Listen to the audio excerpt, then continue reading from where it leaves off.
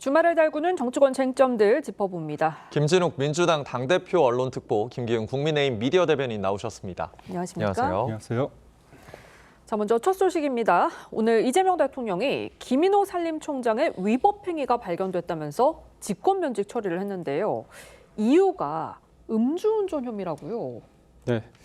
어젯밤에 술을 마시고 운전하다가 사고가 났는데요. 네. 다행스럽게 인명사고는 났지 않았지만 음주운전을 한 것으로 적발이 됐습니다. 그러다 보니까 지금 직권 면직을 했는데 김인호 산림청장 관련해서 저희가 봤을 때 제가 그냥 우스갯소리를 표현을 한다면 예. 김현지 실장의 전화를 받았는지 모르겠습니다. 이런 얘기를 하는 이유가 뭐냐면요. 이분이 지금 이재명 정부 들어가지고 국민 추천이라는 방식으로 했는데 알고 보니까 이분이 본인이 청장을 하면 좋겠다고 해서 셀프 청장을 했습니다. 네. 근데 이분이 됐는데 알고 보니까 김현지 실장하고 예전에 성남 의제 21이라는 곳에서 같이 근무를 했습니다. 그래서 그 당시에 김현지 실장이 근무를 했을 때 정책위 의장이었거든요. 그렇다면 저번 인사 때 김현지 실장이 뭔가 영향을 준 거 아니냐. 그렇기 때문에 논란이 있었습니다. 그럼에도 불구하고 이재명 정부에서 이제 어떻게 보면 산림청장으로 임명을 했는데 음주운전 때문에 불명예스럽게 이렇게 떠나게 됐습니다. 네, 이 산림청장이면 이 차관급 인사입니다. 어제는 또 평일이었고요. 이 차관급 인사면 당연히 수행하는 사람이 있을 것 같은데 직접 운전대를 잡은 게 좀 의아하긴 합니다.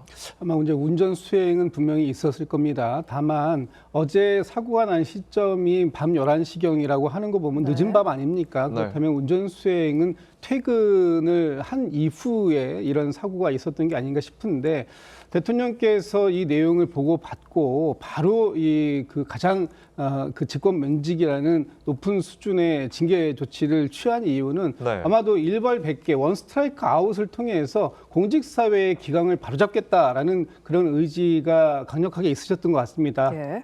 작년 연말 12월 초에도 이 농림부 차관에 대해서 직권면직을 한 적이 있었는데 지금 이재명 정부에서 함께 일한 기간이 중요한 것이 아니라 과연 이분들이 공직사회에서 고위공직자로서의 역할을 다 할 수 있는가, 그 부분에 충실한가 여부가 어떤 이 모든 사안의 기준이 된다라는 점에서 김인호 산림청장이 비록 인사사고는 내지 않았다고 하더라도 중대한 법령 위반, 이 음주운전에 대해서 이 정부가 얼마나 강력하게 의지를 갖고 있는가 하는 부분을 이 사례를 통해서 보여준 것이다, 이렇게 평가할 수 있을 것 같습니다. 네, 앞서 대변인님 언급해 주신 것처럼 김인호 산림총장은요.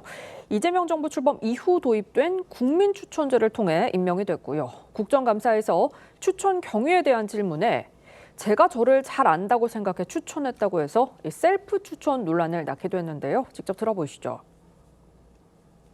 존경하는 이재명 대통령께서 추진하시는 진짜 대한민국 산림 정책을 위해 김인호 교수를 산림청장으로 강력히 추천드립니다. 누가 적은 글인지 아십니까? 네, 누가 적었습니까? 작성. 예. 제가 작성했습니다. 저는 저를 제가 잘 안다고 생각해서 저희 추천을. 그러니까 정서에 반한다. 네, 김 청장이 본인이 자신을 잘 알아서 추천했다고 했는데 불과 6개월 만에 음주운전으로 불명예 퇴진하게 됐습니다. 이분이 이제 신구대 환경 조경학과를 나왔습니다. 아예 동떨어진 건 아닌데 과연 산림청장으로 자격이 있는가, 그 얘기를 할 수밖에 없는 이유가 뭐냐면요. 우리가 아는 백현동 아파트, 백현동 사건이 있지 않습니까? 그때 백현동 아파트가 지금 옹벽으로 돼 있는데요. 원래는 자연 녹지에서요. 준주거 지역으로 4단계 상향을 했습니다. 지금 예. 대법원 확정 판결 받은 게 이재명 대통령의 어떻게 보면 예전에 성남시장 할 때 선대 본부장이었던 김인섭 씨가 로비를 통해 가지고 했다. 그 얘기가 대법원 확정 판결에 났는데 그 과정 속에서 성남시가 4단계를 올릴 때 환경 영향 평가를 했습니다. 네. 근데 이분이 산림청장이라고 하면 산림을 조금 조성하고 보호해야 되는데 그거 문제 없다고 4단계를 허용하는 그 환경 영향 평가 의견을 냈거든요. 예. 그렇다면 이런 사람에 대해서 처음부터 애초부터 산림청장으로 과연 맞느냐? 결국은 이재명 대통령과의 관계 속에서 자격이 없는 사람을 산림청장으로 임명을 했다가 이런 사단이 난 게 아닌가, 그런 비판을 할 수밖에 없습니다. 네, 특보님께는 이 질문을 한번 드려볼게요. 이 국민추천제의 취지가 좀 일각에서 무색해졌다라는 지적도 있는데 이 부분에 대해서는 어떻게 생각하시나요? 글쎄, 이 음주운전 사고와 국민추천제를 직접적으로 연관시킬 수는 없다고 봅니다. 네. 국민추천제라는 것은 말 그대로 본인을 포함해서 다른 사람들이 어떤 특정 직역에 특히 장차관 정도의 이상의 역할을 수행할 수 있는 그런 어떤 그 전문성들을 가지고 있는 사람들이라면 본인을 포함해서 누구라도 추천할 수 있게 하자라는 것이 국민 추천제의 의미였기 때문에 네. 거기에서 통해서 어떤 장차관에 임명이 됐다라고 해서 만약에 이런 음주운전 사고가 있었던 부분은 불미스러운 일이지만 네. 이 사고 때문에 국민 추천제 자체가 어떤 이 초기에 가지고 있었던 목적 자체가 좀 그 취지가 퇴색됐다 이렇게 비판하는 건 좀 무리가 있어 보이고요. 아무래도 이 국민 추천제라는 것은 본인 스스로가 스스로를 추천한다고 하더라도 그만큼 공직 사회에 이바지할 수 있는 역할을 다하겠다라는 의미를 가지고 추천이 됐다면, 그래서 임명이 됐다면 그에 맞는 합당한 취지의 어떤 행동들을 했어야 되는데 그렇게 하지 못한 부분에 대해서는 비난할 수 있을 것 같습니다. 그렇지만 이 국민 추천제 자체가 이러한 행위들 때문에 퇴색됐다라고 비판하기엔 좀 너무 좀 무리가 있는 게 아닌가 싶습니다. 네, 저희는 국민의힘 소식으로 이어가 보겠습니다. 윤 전 대통령 선고 직후 침묵했던 국민의힘 장동혁 대표가 어제 기자회견을 열고 입장을 내놨습니다. 무죄 추정을 언급하면서 윤 전 대통령과의 절연을 거부하는 입장을 밝혀 파장이 커지고 있는데요. 직접 들어보시죠. 국민의힘은 줄곧 계엄이 곧 내란은 아니라는 입장을 분명히 해왔습니다. 당원들께서 국민의힘에 요구하는 것은 당당함입니다. 그럼에도 불구하고 사과와 절연의 주장을 반복하는 것은 분열의 씨앗을 뿌리는 일입니다. 대통령과의 절연을 앞세워 당을 갈라치게 하는 세력, 단호하게 절연해야 할 대상은 오히려 이들입니다. 자, 들으신 것처럼 절윤 요구에 장동혁 대표, 절윤을 요구하는 세력과 오히려 절연해야 한다. 이들이 분열의 씨앗이라고 했습니다. 당 안팎에서 거센 반발을 예상을 했을 것 같은데 이런 입장을 낸 배경이 뭐라고 보시나요? 우선적으로 윤석열 전 대통령을 계엄을 해서 헌재에서 파면됐습니다. 대통령이 아닙니다. 정치적 판단도 받았고 헌재 재판의 판결도 받았습니다. 네. 이제 남은 것은 법적인 부분 아닙니까? 계엄이 곧 내란인지 여부를 다루는 건데 1심에서는 내란으로 나왔습니다. 그런데 법 앞에 모든 사람들은 평등하다고 한다면 1심 무죄 추정의 원칙이 적용돼야 되는 거 아니냐 이런 얘기를 하고요. 그런데 절연이라고 요구하는 국민들의 목소리 저는 존중할 필요는 있는데 다만 지금 우리가 어떻게 되는 겁니까? 싸워야 될 분명한 대상이 있습니다. 지금 윤석열 전 대통령은 재판 중에 있습니다. 그리고 대통령도 아니고 파면됐지 않습니까? 그런데 이재명 대통령은 선거에서 이겼다는 이유로 재판을요 아예 없애려고 합니다. 재판을 아예 없애려고 하는 그런 부분에 있어서 그렇다면 지금 어제 송영길 전 대표 같은 경우도 아예 항소를 포기했거든요. 그러면 문제가 돈을 준 부분에 대해서는 다 녹취록까지 있지만 그 과정상의 증거를 위법하게 수집했다는 이유만으로 그런 과정이 모든 것들이 없던 일이 돼버린 거 아닙니까? 그렇기 때문에 장동혁 대표는 앞으로의 이재명 정부가 이렇게 벌어지고 있는 구속 취소와 사법부에 대해서 사실상 대법관을 알박기 하는 부분, 그리고 또 사심제를 하는 부분, 그리고 그다음에 또 법 왜곡죄를 통해서 사법부를 압박하는 이런 부분에 대해서 힘을 모아야 되지 않는가. 그래서 좀 앞으로 어떤 방식으로 써야 될 것인가에 대한 어떤 그런 방점의 무게를 뒀고요. 다만 그럼에도 불구하고 저는 1심 판결에 대해서는 존중한다는 입장이 좀 있었으면 하는 아쉬움이 있습니다. 예. 네, 국민의힘 안팎에서는 장동혁 대표를 향한 비판의 목소리가 쏟아지고 있는데요. 함께 들어보시죠. 장 대표의 말은 국민과 절연하겠다는 것입니다. 국민과의 전쟁을 선포한 것이나 다름없습니다. 국민 앞에 고개 숙여 사과하십시오. 국민과 싸우는 당대표가 설 곳은 대한민국 어디에도 없습니다. 네, 한동훈 전 대표도 윤석열 세력의 숙주인 장 대표를 끊어내지 않으면 이 보수가 죽는다고 강하게 비판했습니다. 이 지방선거를 100일 남짓 앞두고 이 국민의힘 갈등이 고리 최고조를 향해 가고 있다는데 이 지방선거를 앞두고서 이게 봉합이 가능할 거라고 보십니까? 저는 좀 불가능할 거라고 봅니다.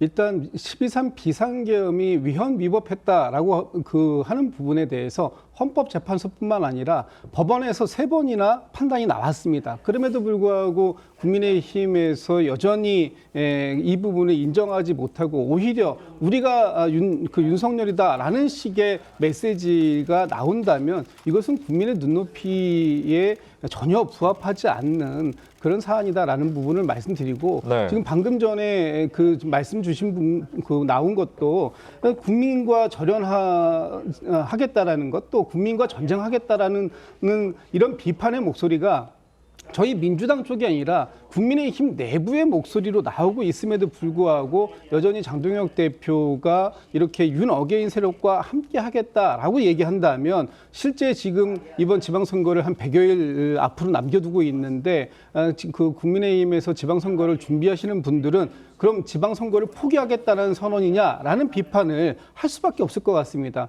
오세훈 서울시장도 그렇고 많은 분들이 지금 그런 목소리를 내고 있다면 네. 장동혁 대표의 입장을 제고하는 것이 마땅하다라고 보는데 장동혁 대표가 그러한 생각을 갖지 않는다면 당내의 갈등은 훨씬 더 고조될 수밖에 없는 상황이 되지 않을까라는 것이 제 개인적인 생각입니다. 네, 민주당에서도 장동혁 대표를 향한 비판이 이어지고 있는데요. 정청래 대표, 윤 전 대통령과 장동혁 대표 한 몸이라고 꼬집었습니다. 직접 들어보시죠. 기절초풍할 일입니다. 장동혁 대표는 윤 어게인을 넘어서 윤석열 대변인입니까? 윤석열과 장동혁, 윤장 동체입니까? 최소한의 염치도 없고 일반 상식조차 없는 폭언이고 망언이라고 생각합니다. 자, 정청래 대표, 국민의힘은 위헌정당 해산 심판 대상이다라고 경고를 했는데요. 여권에서 실제 정당 해산 심판을 추진한다면 어떻게 대응을 하실 건가요? 저는 했으면 좋겠습니다. 왜냐면요. 본인들은 이렇게 겁박을 하는데 제발 하셨고 그거에 대해서 만약에 받아들이지 않았으면 책임을 좀 졌으면 좋겠습니다. 네. 제가 이 말씀을 드리는 이유는 지금 조희대 대법원장 관련해 가지고 어떻게 했습니까? 내란과 한통속이라고 계속 주장을 하면서 겁박을 하고 4인 회동서를 주장하면서 가짜 뉴스를 했습니다. 그것도 상임위와 본회의장에서 그렇게 얘기했습니다. 사법부를 능멸하고 사법부를 뒤흔들고 있습니다. 그런데 다른 데도 아니고요. 조은석 특검, 민주당이 추천한 조은석 특검이 수사를 했습니다. 혐의 없음으로 나왔습니다. 주기현 판사는 어땠습니까? 직권남용 혐의로 수사했죠. 무혐의로 나왔습니다. 어떻게 상권 분립이 돼 있는데 입법부가 사법부를 그렇게 겁박하고 능멸하면서 합니까? 그리고 추경호 전 원내대표 관련해서 내란죄로 어떻게 얽어매려고 하지 않았습니까? 구속 안 되지 않았습니까? 결국 저는 그 사실 계엄이군 내란인지 여부는 차분하게 사법의 영역으로 맡겨두고요. 네. 정치적인 걸 하지 말아야 된다 보는데 사법부와 야당에 대해서 이렇게 하는 것은 정도가 심하다 이렇게 봅니다. 예. 이런 상황에서 법사위 소위에선 내란죄에 대해서는 사면을 금지하는 법안이 처리됐고 민주당은 윤 전 대통령을 겨냥한 사면금지법을 다음 주 본회의에서 처리할 방침입니다. 이 여야 입장은 엇갈리는데 함께 들어보시죠. 내란과 외환죄에 한해서는 특별 사면이든 일반 사면이든 금지해야 다시는 더 이상 대한민국에서 내란과 외환이 고개를 들지 않을 거다라고 판단했고 사실상 이 사면법 개정안은 보복과 괴멸 이 두 단어밖에 상징되는 것이 없다고 봅니다. 이 사면권을 국회 법으로 입법으로 제한하겠다. 이것은 헌법상 권력 분립의 원칙에 위배됩니다. 방금 들으신 것처럼 국민의힘에서는 헌법상 대통령 고유 권한을 법률로 제한하는 건 이 삼권 분립에 위배된다라는 이런 반발을 표하고 있습니다. 이 사실상 특정 인물을 염두에 둔 처분적 법률 성격이라고 이렇게 꼬집고 있는데 어떻게 보십니까?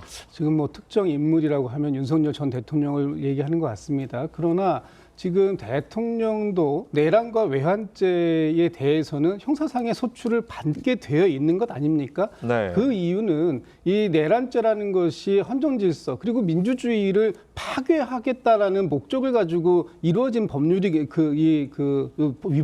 법 위반 사안이기 때문에 이 부분만큼은 가장 강력한 처분이 필요하다라는 것이 우리 사회의 일관된 목소리가 아닌가라는 생각이 듭니다. 그렇기 때문에 아무리 이 사면권이 대통령의 고유한 이 법률적 행위라고 하더라도 다른 부분은 몰라도 이 내란과 외환죄를 저지른 부분에 대해서만큼은 제한할 필요가 있는 것이 아니냐라는 것이 이제 저희 민주당 쪽의 입장이고요. 네. 이 헌정 질서를 파괴하는 행위에 대해서는 그 어떠한 관용도 있을 수 없다라는 부분들을 이 법에서 명시를 한 것이기 때문에 사실 이 부분에 대해서 앞으로 위헌 그 논란이 있을 수는 있을지 모르겠습니다만 저는 어차피 이 대통령의 사면 역시도 헌법에서 법률로 정하게 되어 있기 때문에 그 부분에 대해서 입법부의 어떤 이 법률적 처분을 만드는 부분에 대해서는 큰 문제가 없을 것이다 이렇게 판단하고 있습니다. 네, 지금부터는 역시 균열이 생기고 있는 민주당 소식도 짚어보겠습니다.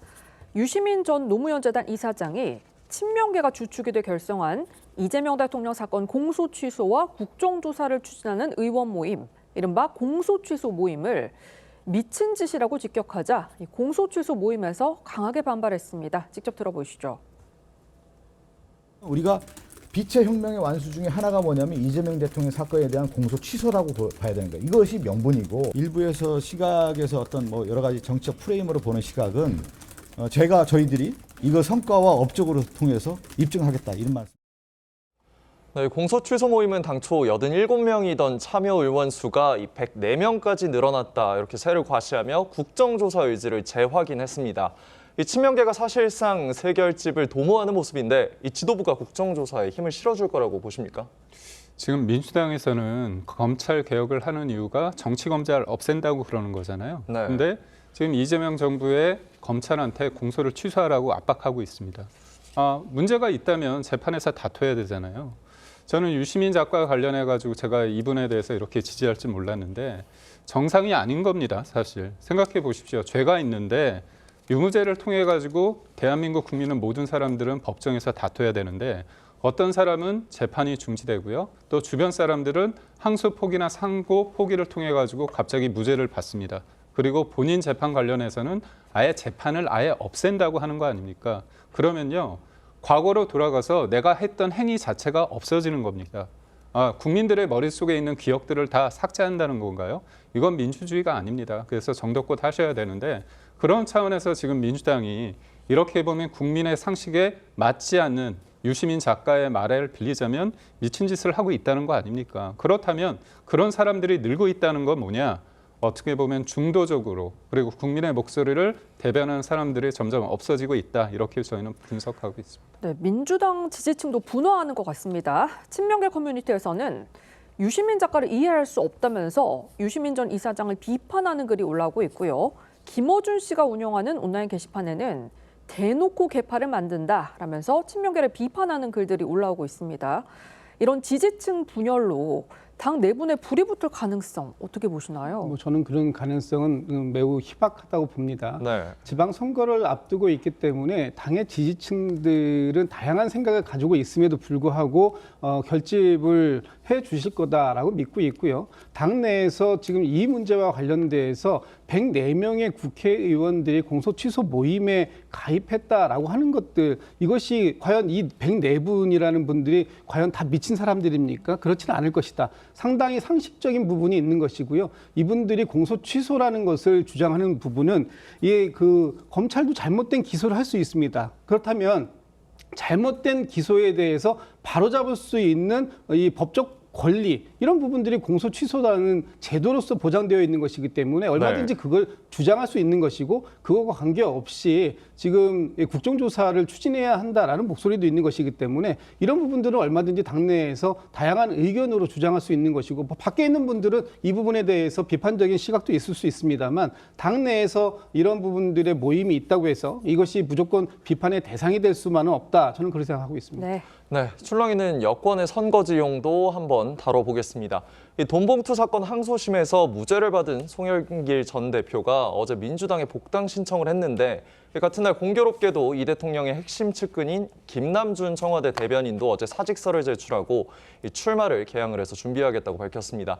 이 두 사람의 대결 구도가 펼쳐질지 교통정리가 될지 주목되고 있습니다. 우선적으로 이 문제 다루기 전에 다시 한번 말씀드리는데 송영길 전 대표는요. 사실상 돈봉투 관련해서 혐의가 짙습니다. 그런데 증거가 위법하다는 과정인데 그 증거가 이정근 전 사무부총장의 전화에서 나왔습니다. 녹취록이 나왔는데 재판부가 다른 사건의 증거로 사용된다는 이 이정근 전 사무부총장의 언급에도 불구하고 그거를 위법하다고 얘기한 부분이 좀 저는 문제라는 부분을 다시 말씀드리고요. 사실상 개항을 같은 경우는 송영길 전 원내대표가 서울시장으로 나가면서 이재명 대통령에게 배지를 달게 해줬습니다. 네. 그로 인해서 대선에서 졌지만 국회의원은 배지를 달고 당대표까지 되는 데 있어서 방탄으로서의 큰 역할을 해줬거든요. 네네. 그렇다면 저는 그냥 인간적인 어떤 그런 부분을 따지고 본다면 송영길 전 원내대표가 당연히 본인의 지역구로 오는 게 맞다고 보는데 그거를 김남준 전 대변인한테 그렇게 자리를 주는 것은 좀 이재명 대통령의 좀 과한 욕심이 아닌가 생각합니다. 네, 지금까지 정치권 쟁점 짚어봤습니다. 두 분 말씀 여기까지 듣겠습니다. 감사합니다. 감사합니다.